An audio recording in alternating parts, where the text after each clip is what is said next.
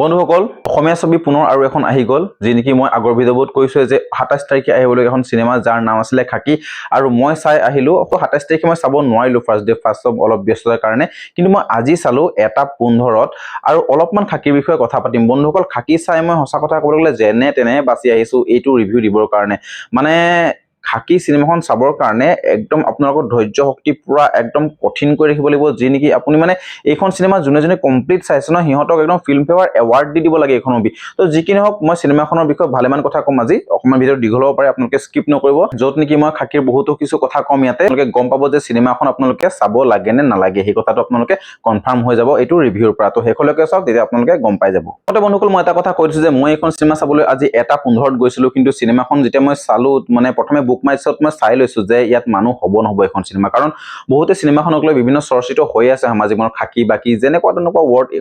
এখন সিনেমাক লৈ ইউজ হৈ আছে তো মানে মই ভাবিছিলো কি চাম নে নাচাম কিন্তু তথাপি মই যেতিয়া ৰিভিউ দিও চাবই লাগিব ঠিক আছে আৰু মই যেতিয়া 1:15 চাবলৈ গলো বুক মাই শট মই চালো যে ইয়াৰ মানে টিকটৰ সংখ্যা কেনেকুৱা হৈ আছে মানুহ গৈছে নগৈছে সেই বস্তুটো যেতিয়া মই চালো মই তেতিয়া দেখিছো যে 200 টকা যিকিটা টিকট সেই টিকট গিটা অলৰেডি 95% বুকড হৈ যায় তেতিয়া মই ভাবিছো ঠিক আছে মানুহ অলপ হ'ব হেতু ভাবিয়ে মই টিকটটো বুক কৰিলো হেতু সময় মুঠে আপোনাৰ মানে 20 জন মান আমি দৰ্শকে এই সিনেমাখন চাইছো কিন্তু সেই যে 200 টকা টিকেটৰ মানে একদম 95% যেটা বুক হৈছিলে সেই মানুহখিনি এটাও নাই ইয়াতে মই এটা কথা ভাবি আচৰিত হৈছো যে সিনেমাখন জুনে মেকাৰছে বনাইছে সেই মেকাৰছে টিকট কিনি থৈ দিছে নেকি যে মানুহ এটাও নাই সিনেমাখন ঠিক আছে সিনেমাখন বুক কৰাৰ পাছত অকমান দেৰি পাছতটো দৰ্শক আহে চাবলৈ আৰু মই ভাবি আছিলো কি যিখিনি সিট মানে বুক হৈ আছে সেইখিনি চাগে মানুহ আহিব চাবলৈ দৰ্শক আহিব চাব বাট সিনেমাখন ষ্টাৰ্টিংৰ পৰা একেবাৰে এন্ড হৈ গ'ল কিন্তু সেই যে বুকিং কৰি থোৱা সিট তাৰ এটা মানুহ নাহিলে এটো ৰহস্য কি মই বুজি নাপালো ঠিক আছে মানে এনেকুৱা হলতো সিনেমা জগতখন বহুত ফাঁকি হৈ গৈছে আৰু খাকি হসাকে ফাঁকিৰ উদাহৰণটোই দি দিলে এতিয়া সেই 200 টকা টিকেট বুক কৰি পেলাই যে মানুহ নাহিলে এটো আসলে তাৰ আৰৰ মানে ৰহস্যটো কিটো মই বুজি নাপালো তো যিকিনো হেতুটো এটা মই ডাঙৰ স্কেম পাই গলো আসামিস ইন্ডাষ্ট্ৰি যেটো মানে মই বেয়া পাইছো তো ঠিক আছে যিকিনো খাকি বিষয় অকমান কথা পাতো হক ঠিক আছে পৱন গায়ন শ্ৰেয়া বৰঠাকুৰ আৰু এফালে হেগল অৰুণাত আৰু বহুতো অভিনেতা ইয়াতে কাম কৰিছে একেলগে যিসকলৰ নাম মই কৈ শেষ নহব ইয়াতে হয়তো তো মই সিনেমাখন অলৰেডি চালো বহু মানে অপেক্ষা কৰি আছিলো খাকি কেনেকুৱা হ'ব তো মই ফাইনালি চালো এটা শব্দ যদি ক'বলৈ যাওঁ সিনেমাখন হৈ গ'ল 2 ঘণ্টা 57 মিনিটৰ সিনেমা মোটামুটি 3 ঘণ্টা এখন সিনেমা যি নেকি আপুনি থিয়েটাৰত চাবলৈ হলে 3.5 ঘণ্টা এটা সময় আপুনি দিব লাগিব আৰু আপুনি সেই চাই মূল্যবান আপোনাৰ 3.5 ঘণ্টা এই সিনেমাখনত দিব নে নিদিব হেতু বিষয়ে আপোনালোকক জনাও হয় ঠিকই অতনুদাই কোৱাৰ নিচিনাকে এখন ৰাজনৈতিক থ্ৰিলাৰ মুভি বেস্ট কৰি পেলাই বনাইছে ঠিক আছে হেতু কনসেপ্ট ঠিক আছে কিন্তু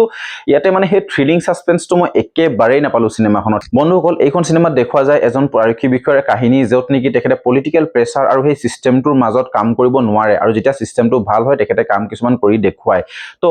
মানে আপোনালোকে চাবলৈ গলে এই ইয়াত যেটো মানে কনসেপ্ট লৈছে কনসেপ্টটো খুব বেয়া নাছিলে ফাৰ্স্ট 20 মিনিটছটো সিনেমাখন বহুত ভালে বনাইছে সেই 20 মিনিটছটো মই ভাল পাইছো পাছত মানে এনেকুৱা হৈ গ'ল বস্তু বহুত বোৰিং টাইপ হৈ গ'ল মানে সৰু বস্তুটো বহুত একেবাৰে টানিছে মানে সিনেমাখনত আৰু ইমানেই মানে দীঘলীয়া হৈছে ইমানে লেহেমীয়া হৈছে বস্তুটো মানে মুড অফ হৈ গৈছে ঠিক আছে সিনেমাখনত একো আপুনি কমেডি নাপাব সিনেমাখনত একো আপুনি মানে প্ৰেজেন্টেশনো ভাল নাপাব ঠিক আছে সিনেমেটোগ্ৰাফিটো মই ক'বই নালাগে এখন সিনেমাৰ বিষয় নকমে দুটামান ড্ৰোন শট সিনেমাখনত ভাল লাগিলে আৰু এক্টিং মোটামুটি বহুতো বেয়া হোৱা নাই এক্টিং মোটামুটি ঠিকই আছে কিন্তু আৰু এটা কথা মই ডিসএপয়েন্ট কি হলো গম পাই না ইয়াতে প্ৰমো যি দুটা আহিছিলে এই খাকি সিনেমাখনৰ পৰা সেই প্ৰমো দুটাৰ একো হাৰাংশ নাই এক্সএমএক্সৰ যেটো গান আছিলে খাকিৰ মানে যেটো জুই গান বনাইছিলে ৰেপাৰ গানটো সেই বস্তুটো ইয়াতে কিন্তু নাই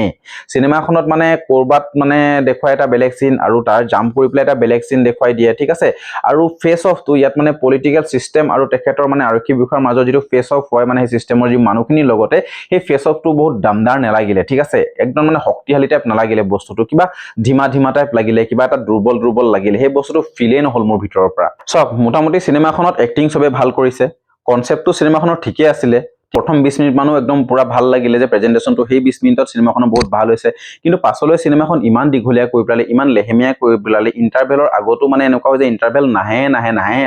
ইমান দীঘলীয়া এটা ফিল হৈ গৈছে সিনেমাখন আৰু ইন্টাৰভেলৰ পাছৰ মানে ষ্টৰীটো কানেক্টে নহয় বন্ধুসকল অসমীয়া সিনেমাখন বনাইছে অসমীয়া ৰাইজৰ কাৰণে বনাইছে আমাৰ অসমবাসীৰ কাৰণে বনাইছে হয়নে কিন্তু অসমবাসী ৰাইজৰ লগত জানো এখন মানে পৰিবাৰৰ লগতো সিনেমাখন চাব পৰা মানে এটা এনেকুৱা সিন আছে সিনেমাখনত মই এটো সিনটো আপোনালোকক কৈ নিদু ৰিভিল নকৰো আসলতে মানে আমাৰ অসমীয়া অসমীয়া সমাজখন ইমানো মানে ডেভেলপ হৈ যোৱা নাই যে সেই চিনটো আমি মানে ফেমিলিৰ লগত চাব পাৰিম ইয়াত এটা চিন দিছে যিটো চিন মই মানে তাত হয়তো মই অকলে চাবলৈ গ'লো কাৰণে মই সেইটো চিন চালো বাট যদি ফেমিলিৰ লগত গ'লতেন হয়তো মই অকৱাৰ্ড ফিল কৰিলোহেঁতেন আৰু আপোনালোকে যদি কাৰোবাৰ লগত চাই সেইটো চিন মানে যিটো আছে ইয়াতে মই কথা কৈছো যিসকলে চাইছে আপোনালোকে গম পাব সেই চিনটো আপোনালোকে অকৱাৰ্ড ভালকে ফিল কৰিব ফেমিলিৰ লগত গ'লতো আপোনালোকে লাজে পাব সেইটো চিন চাবলৈ চিনেমাখনত এনেকুৱা এটা জাতিক লৈ পেলাই কিছুমান মানুহক দেখুৱাইছে মানে সেই জাতিটো অলৰেডি মামাইটো বহিষ্কাৰ কৰিবলৈ কৈছে কিন্তু সেই জাতিটোক ইমান গুৰুত্ব দি পেলাই চিনেমাবোৰ কিয় বনাব লাগে মানে অসমবাসী ৰাইজে সেইখিনি জানো বিচাৰে সেইখিনিতো কেতিয়াও নিবিচাৰে তো তেওঁলোকক মানে ইমান গুৰুত্ব দি পেলাই বনাইছে আৰু লাষ্টত মানে সেই যে এটা ভাইৰেল ক্লিপ আছিলে আমি যে ছ'চিয়েল মিডিয়াত প্ৰায় দেখিবলৈ পাওঁ যে এগৰাকী মহিলাই যে গান এটা গাইছিলে